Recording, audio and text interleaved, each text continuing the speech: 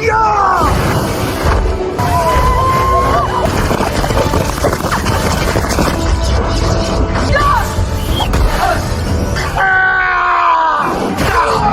guys, Balai Movie di sini.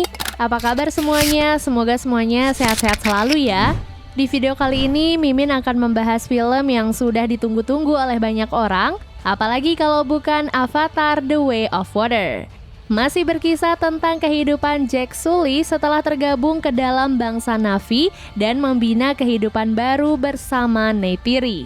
Berhubung film kali ini merupakan lanjutan dari film pertamanya, jadi Mimin sangat menyarankan agar teman-teman menonton film pertamanya dulu baru lanjut ke sini ya.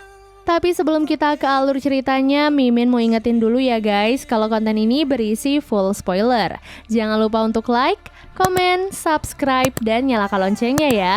Tanpa berlama-lama lagi, yuk langsung aja kita ke alur ceritanya. Sudah lebih dari 10 dekade bangsa Na'vi berhasil mengusir manusia dari planet Pandora. Kini, Jake dan Neytiri menikmati hidup mereka sebagai pemimpin klan Omaticaya. Mereka berdua dikaruniai 3 orang anak, yaitu Neteyam, Loak, dan Tuk. Lalu mereka juga mengadopsi anak mendiang Grace yang bernama Kiri.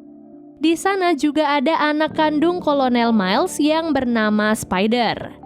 Pada masa itu, Spider tidak bisa dibawa kembali ke bumi karena usianya yang masih terlalu dini. Alhasil, ia pun terpaksa ditinggalkan di Pandora dan hidup bersama klan Omaticaya. Sayangnya, kedamaian yang dirasakan oleh Jake dan Neytiri tidak berlangsung lama. Malam itu mereka melihat kedatangan bangsa langit atau manusia kembali ke planet Pandora. Manusia kembali dan mendirikan markas operasi utama yang baru bernama Bridgehead City untuk merebut kembali Pandora karena bumi sudah sekarat.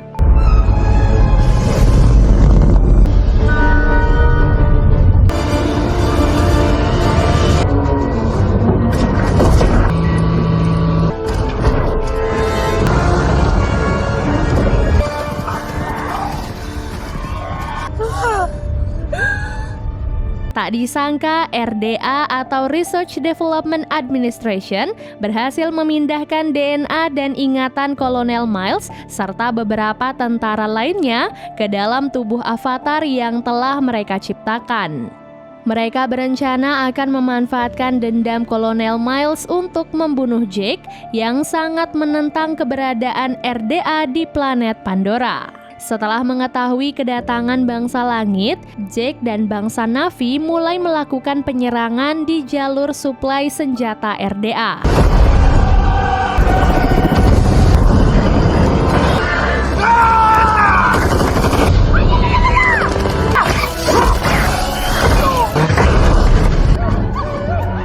Semua senjata di sana kemudian diambil sebagai cadangan senjata mereka. Dalam operasi itu, Loak hanya diperintahkan untuk berjaga, namun ia malah membantah perintah sang ayah dan ikut turun tangan dalam penyerangan itu. Alhasil, Neteyam sebagai kakak akhirnya terkena imbas ledakan akibat perbuatan sang adik. Jake tentu saja marah dan kecewa pada tindakan Loak, jadi ia pun dihukum tidak boleh mengendarai ikran dalam beberapa waktu. Beberapa hari kemudian, Kolonel Miles dan pasukannya akhirnya tiba di markas besar RDA. Di sana, Kolonel Miles pun berkenalan dengan komandan RDA yang bernama Jenderal Ardmore. Jenderal Ardmore kemudian memerintahkan Miles dan pasukannya untuk pergi memeriksa markas lama RDA. Bersamaan dengan kedatangan pasukan Miles, di sana juga terlihat anak-anak Jake yang sedang bermain di lokasi tersebut.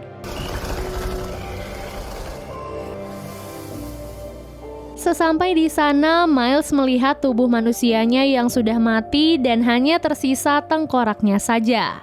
Hal itu pun akhirnya membangkitkan dendam lama Miles yang sangat ingin membunuh Jake serta Neytiri. Saat melihat Kolonel Miles dan pasukannya, Loak langsung melaporkan hal itu pada sang ayah. Jake yang mendengarnya tentu saja panik dan menyuruh mereka semua untuk tetap bersembunyi. Di saat itulah mereka semua malah ketahuan dan langsung ditangkap oleh Miles dan pasukannya. Beruntung Jake dan Neytiri tiba di saat yang tepat sehingga mereka pun berhasil menyelamatkan anak-anak mereka kecuali Spider yang tertangkap dan dibawa oleh Miles dan pasukannya. Nico, ¿estás bien? Sí. ¡Rápido! ¡Muévanse! ¡Ya!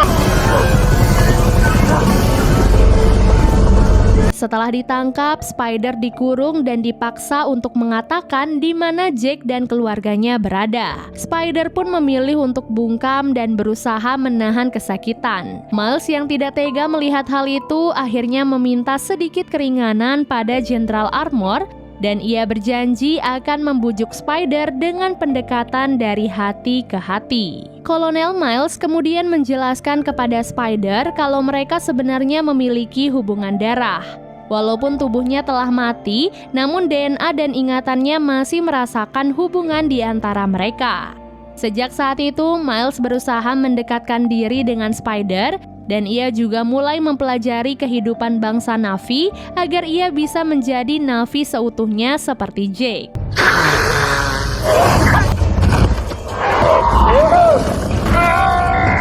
Ok, aquí no hay nada que ver. Lambat laun hubungan mereka berdua pun semakin membaik dan Spider mulai sedikit terbuka kepada Miles. Di sisi lain, Jake menyadari bahwa keselamatan ia dan keluarganya sedang terancam. Mereka pun tak memiliki pilihan lain kecuali meninggalkan tanah kelahiran mereka untuk menghindari serangan dari RDA. Setelah menyerahkan tahta kepemimpinan kepada Na'vi yang lain, Jake dan keluarganya langsung bergegas meninggalkan klan Omaticaya menuju ke tempat yang sangat jauh. Setelah perjalanan yang sangat panjang, Jake dan keluarganya tiba di klan Na'vi Laut yang bernama Metkayina, yang terletak di pesisir timur Pandora.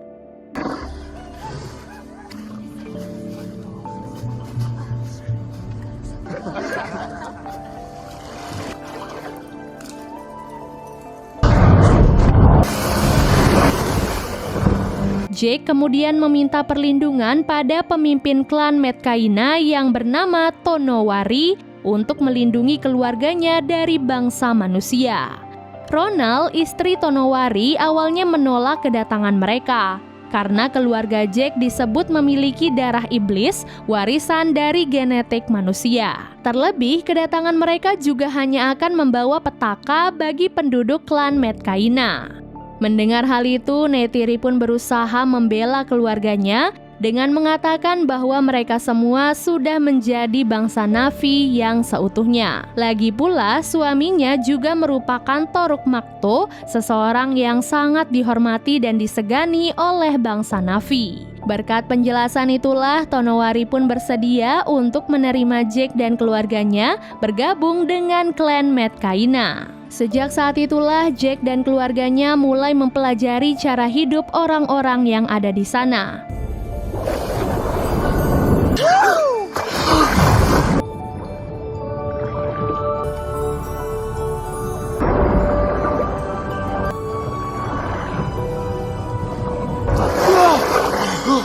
Untungnya, Putri Tonowari dan Ronald yang bernama Sirea dengan senang hati mengajari anak-anak Jake, mulai dari cara menahan nafas di bawah laut dan cara berinteraksi dengan binatang-binatang yang ada di sana.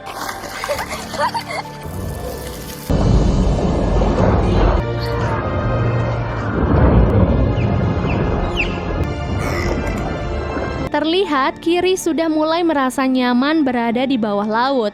Ia bahkan seperti memiliki ikatan spiritual dengan laut dan seisinya. Kegiatan yang sama juga dilakukan oleh Jake. Ia mendapatkan pelatihan khusus dari Tonowari tentang bagaimana cara mengendalikan seekor ikan laut. Setelah selesai berlatih, Loak bertengkar dengan saudara laki-laki Sirea yang bernama Aunung. Loak kesal karena Aunung terus-menerus mengejek keluarganya. Akibat hal itu, Jake marah pada Loak dan menyuruhnya untuk meminta maaf pada Aunung. Bagaimanapun juga, Aunung adalah putra Tonowari, orang yang telah membantu mereka. Ketika Loak meminta maaf kepadanya, Aunung dan teman-temannya malah mengajak Loak untuk berburu ikan di luar karang, tepatnya ke Pulau Batu Tiga Bersaudara.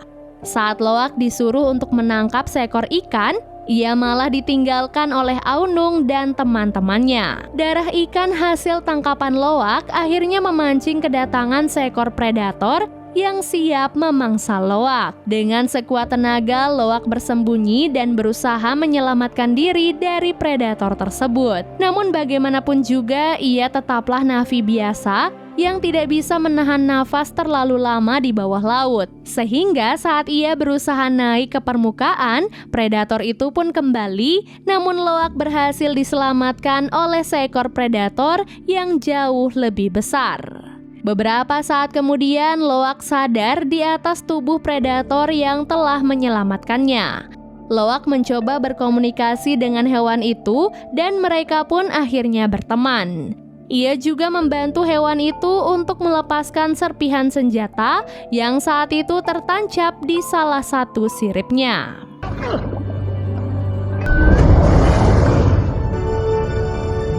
Sementara itu di pemukiman, Jake terkejut saat mengetahui kalau Aunung telah meninggalkan Loak di Pulau Batu Tiga Bersaudara. Untungnya Loak masih berhasil diselamatkan dan kembali ke pemukiman. Saat itu Loak malah membela Aunung dengan mengatakan bahwa ia keluar dari karang atas permintaannya sendiri. Perbuatan Loak membuat Aunung malu sekaligus terharu sehingga mereka pun mulai berteman dengan baik. Keesokan harinya Loak menceritakan apa yang ia alami pada Sirea dan Aunung. Sirea pun menjawab bahwa hewan yang telah menyelamatkan Loak adalah spesies tulkun yang bernama payakan. Tulkun adalah spesies hewan laut yang dianggap sebagai keluarga spiritual oleh klan Medcaina. Namun hal itu tidak berlaku bagi payakan. Payakan justru dianggap sebagai tulkun pembunuh dan ia diasingkan oleh rombongan tulkun yang lain. Oleh sebab itulah ia selalu menyendiri dan tidak bergabung dengan rombongannya. Mendengar hal itu, Loak sama sekali tidak percaya. Ia yakin payakan bukanlah pembunuh seperti yang dituduhkan oleh orang-orang Medcaina. Ia pun tetap pergi mengunjungi payakan dan bermain bersamanya.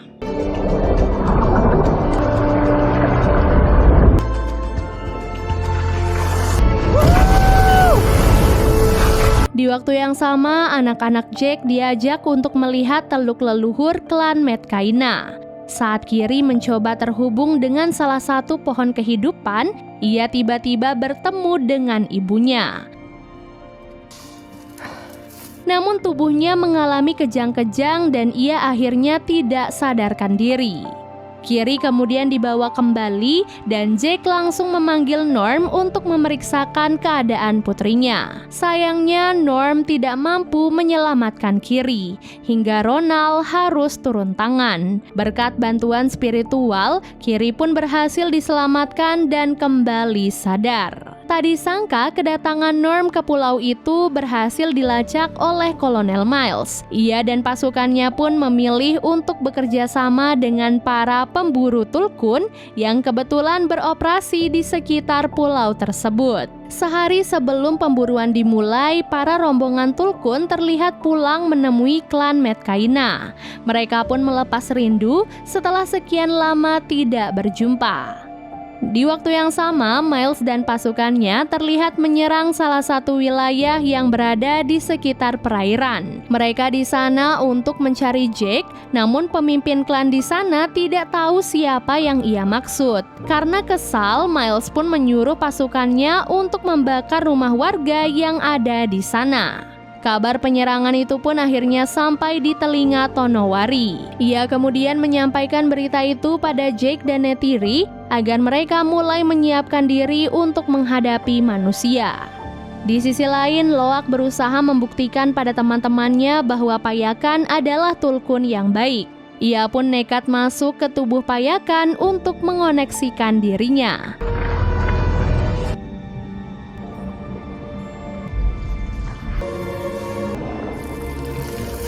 Dari penyatuan itu, Loak akhirnya mengetahui cerita yang sebenarnya terjadi. Dahulu kelompok Tulkun diserang oleh manusia, hingga Payakan adalah satu-satunya Tulkun yang berhasil selamat. Sayangnya, hal itu malah membuat ia dituduh oleh kelompoknya sebagai pembunuh dan diasingkan sampai saat ini. Keesokan harinya, para pemburu mulai melancarkan aksi mereka. Mereka pun berhasil menangkap seekor Tulkun dan memanen enzim di dalam otaknya untuk dijadikan sebagai obat anti penuaan yang disebut Amrita. Lalu, mayat ikan Tulkun sengaja dilepaskan oleh Kolonel Miles untuk memancing perhatian para navi laut dan menarik Jake keluar dari persembunyian. Kematian induk Tulkun tentu saja menjadi pukulan berat bagi orang-orang Medcaina. Ronald bahkan sampai menangis dan menyalahkan Jake atas kejadian ini. Orang-orang Medcaina juga tidak bisa tinggal diam. Mereka berencana akan balas dendam dan menyerang manusia. Jake yang mendengarnya langsung menentang keputusan itu. Ia tahu betul semua ini adalah bagian dari rencana manusia yang ingin peperangan terjadi. Ia pun menyarankan agar semua ikan Tulkun pergi menjauh untuk sementara waktu. Setelah mendengar usulan dari ayahnya, Loak bergegas pergi memperingati Payakan karena ia pasti tidak tahu informasi itu. Loak kemudian diikuti oleh saudara-saudaranya serta Sirea dan juga Aunung.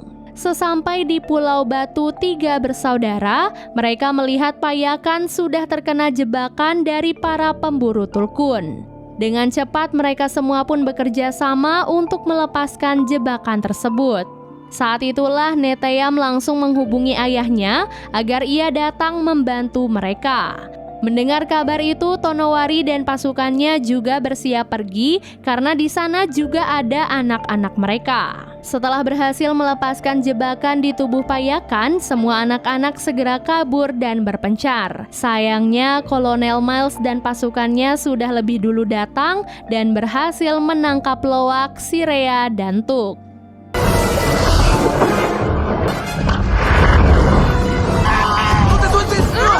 Mereka semua pun dibawa ke atas kapal dan dijadikan sebagai sandera oleh Kolonel Miles. Mengetahui anak-anak mereka dalam bahaya, Jake akhirnya memberanikan diri untuk menghadapi Kolonel Miles. Begitu Jake mendekati kapal, Payakan tiba-tiba muncul dan menyerang kapal para pemburu. Penyerangan itu pun langsung dilanjutkan oleh klan Medcaina yang berjuang melawan bangsa manusia atau yang mereka sebut bangsa langit. Pertarungan antara kedua bangsa itu pun tidak terhindarkan lagi. Banyak dari mereka yang akhirnya tewas akibat penyerangan yang terus-menerus.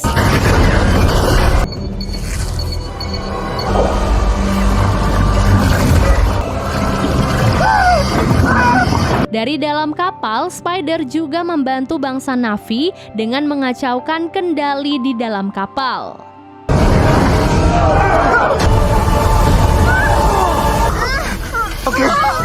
Tak lama kemudian, Neteyam datang dan langsung menyelamatkan Loak, Tuk, dan Sirea. Setelah berhasil bebas, Sirea diminta membawa Tuk pergi dari sana, sementara Loak malah mengajak Neteyam untuk masuk ke dalam kapal demi bisa membebaskan Spider. Setelah berhasil menemukan Spider, mereka pun ketahuan dan ditembak oleh Miles. Naasnya, Neteyam terkena salah satu tembakan hingga ia pun akhirnya tewas.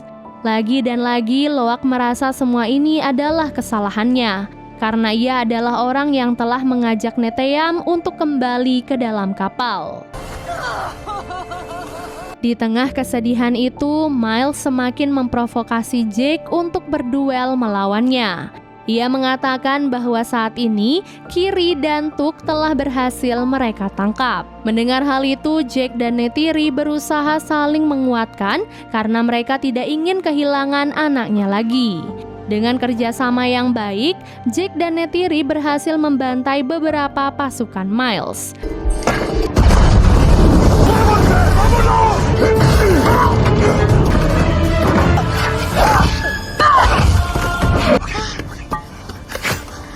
Miles kemudian keluar dengan membawa Kiri sebagai tawanan. Hal yang sama juga dilakukan oleh Neytiri terhadap Spider. Karena masih memiliki jiwa seorang bapak, Miles pun terpaksa melepaskan Kiri untuk menyelamatkan Spider. Setelah itu, duel antara Jake dan Miles kembali dilanjutkan. Karena terlalu sibuk saling menyerang, keduanya bahkan tidak sadar kalau mereka telah terjebak di dalam kapal yang tenggelam. Begitu pula dengan Neytiri dan Tuk yang juga terjebak di sisi kapal yang lain.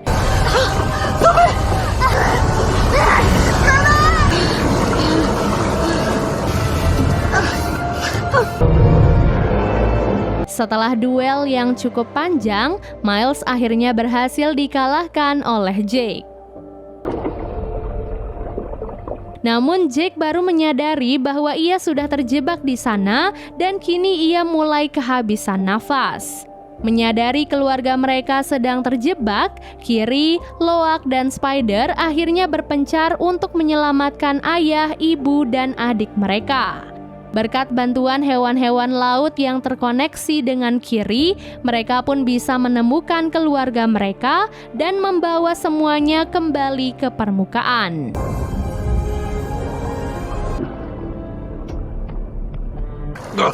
Papá. No, yo soy Loak.